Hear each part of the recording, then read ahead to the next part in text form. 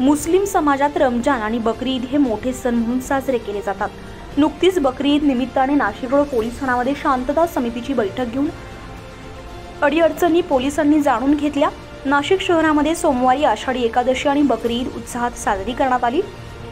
बकरी ईद शांततेत साजरी व्हावी म्हणून नाशिक रोड आणि उपनगर पोलीस ठाणे तर्फे दंगा नियंत्रण पथकाची संयुक्त रंगीत तालीम घेण्यात आली आहे। सण उत्सव आनंदात साजरा होत असताना अचानक काही अपप्रवृत्तीच्या समाजविघातक गुन्हेगारांकडून दंगा करण्याचा प्रयत्न झाल्यास तो कसा मोडकळीस आणायचा यासाठी ही रंगीत तालीम घेण्यात आली होती।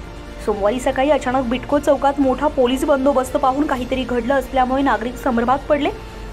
बिटको चौकात काहीतरी घडल्याची बातमी नाशिक रोड परिसरात वाऱ्यासारखी पसरली।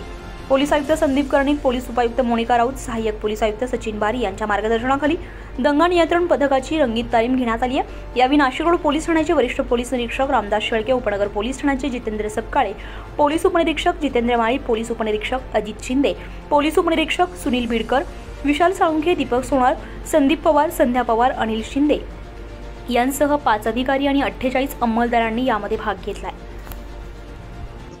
मी नाशिक रोड पीआय रामदास शेळके। आपण दंगा काबू योजना राबवण्यात आलेली होती।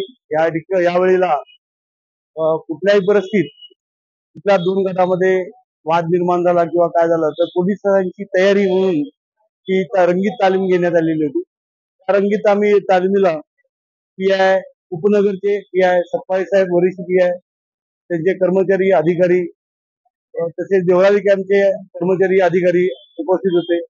त्यावेळेला खूप मोठ्या प्रमाणात मॉब जमा झालेला होता। असा कंट्रोलला कॉल देऊन त्या पद्धतीने आम्ही ही रंगीत तालीम घेतलेली आहे। रंगीत तालीम चांगल्या पद्धतीने आमच्या कर्मचाऱ्यांनी अधिकाऱ्यांनी राबवलेली। धन्यवाद।